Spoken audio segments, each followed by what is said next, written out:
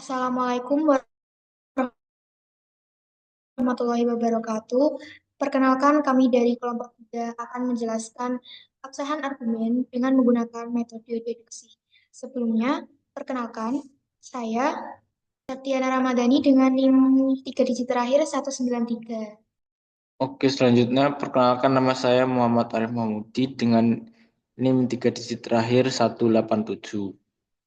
Perkenalkan, saya Quratul Aini dengan NIM 3 digit terakhir 188. Selanjutnya, saya Dia Fitri Nurlaini dengan NIM 3 digit terakhir 197.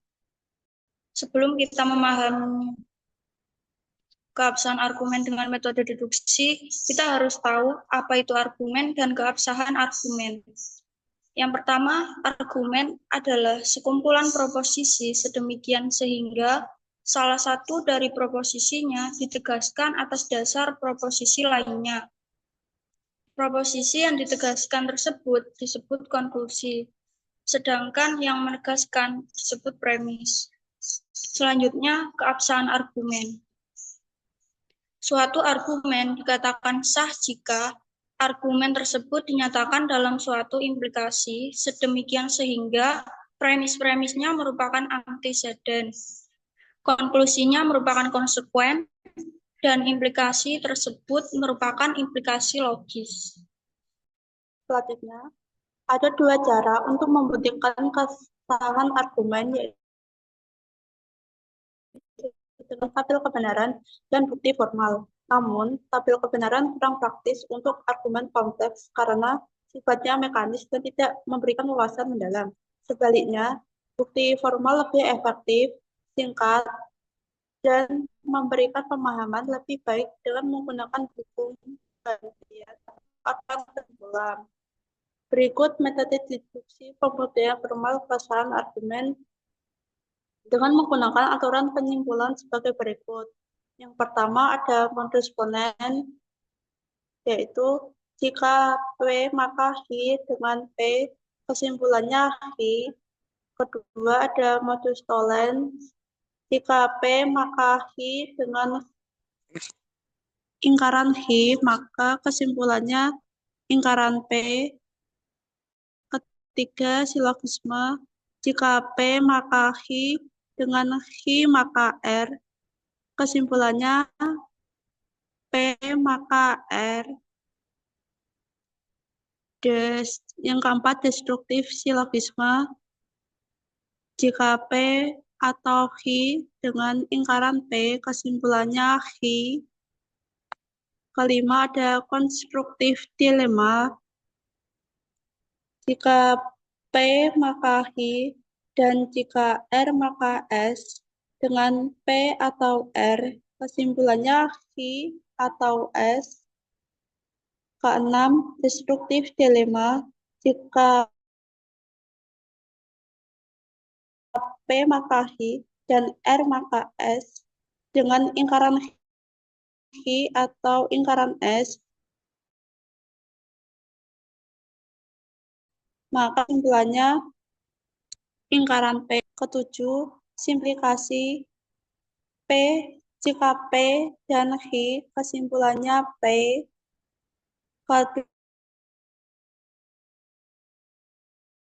P, kesimpulannya P atau I.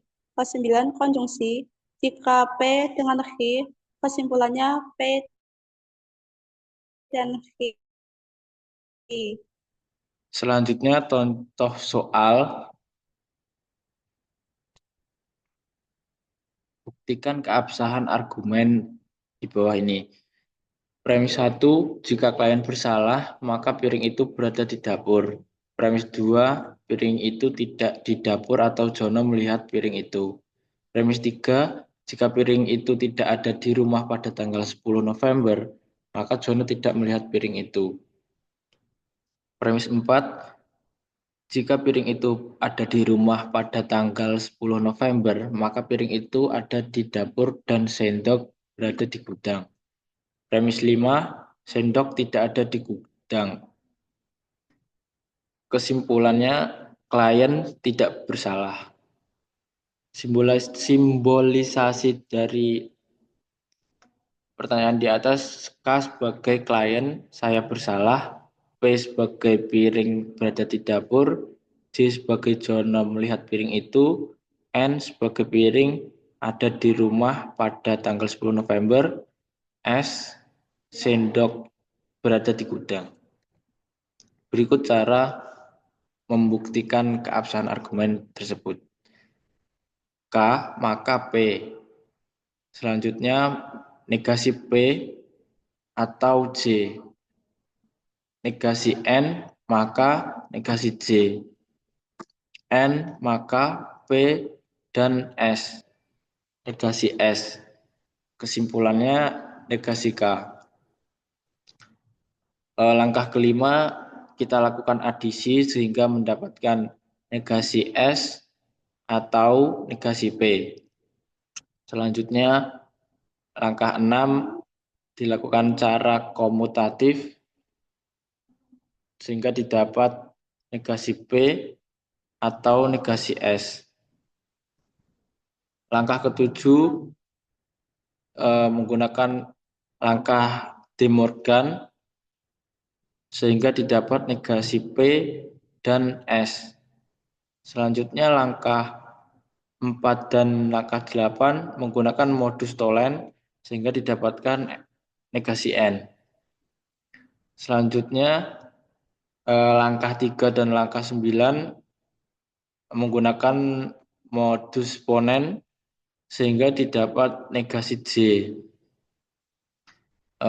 Selanjutnya langkah 2 dan langkah 10 menggunakan destruktif silogisme sehingga didapatkan negasi P.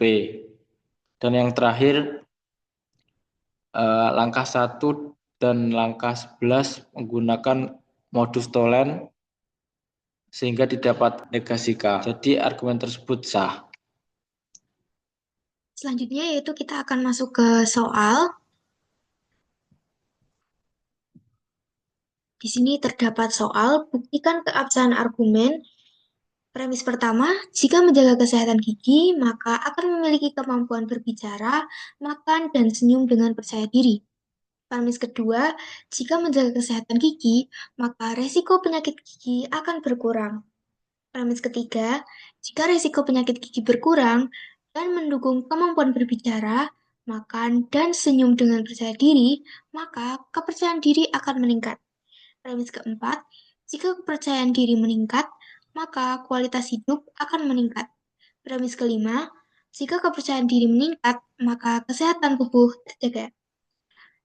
Di sini terdapat simpulan, jika menjaga kesehatan gigi, maka kualitas hidup dan kesehatan tubuh akan meningkat. Di sini kita akan membuktikan bahwa simpulan di sini benar. Sebelum kita masuk ke pembuktian, pertama-tama kita harus simbolisasi terlebih dahulu. K untuk menjaga kesehatan gigi, S untuk kemampuan berbicara, makan, dan senyum dengan percaya diri, P untuk resiko penyakit gigi berkurang, C untuk kepercayaan diri meningkat, Q untuk kualitas hidup meningkat, H untuk kesehatan tubuh terjaga. Oke, kita masuk ke pembuktian. Sebelum itu, kita ubah terlebih dahulu premis-premis tadi sesuai dengan simbolisasi yang sudah dibuat. Untuk premis pertama, kita ubah menjadi jika K maka S. Premis kedua, kita ubah menjadi jika K maka P. Premis ketiga, kita ubah menjadi jika P dan S maka C. Premis keempat, kita ubah menjadi jika C maka Q. Premis kelima, kita ubah menjadi jika C maka H dengan simpulan jika K maka Q dan H.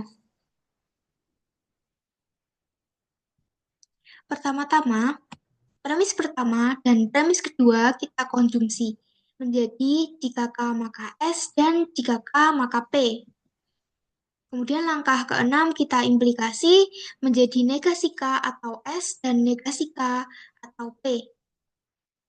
Nah, langkah ketujuh bisa kita disjungsi berubah menjadi negasi K atau S dan P.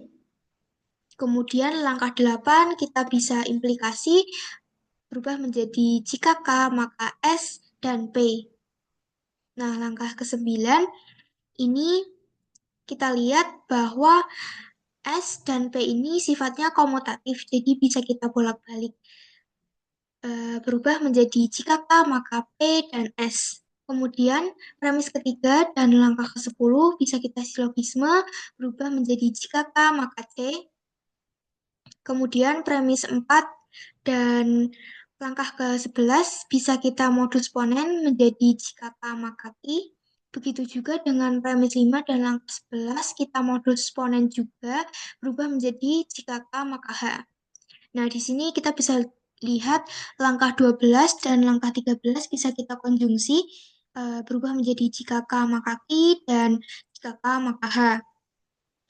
Nah, langkah 14 kita bisa implikasi menjadi negasi K atau Ki dan negasi K atau H. Langkah 15 bisa kita disjungsi menjadi negasi K atau Ki dan H.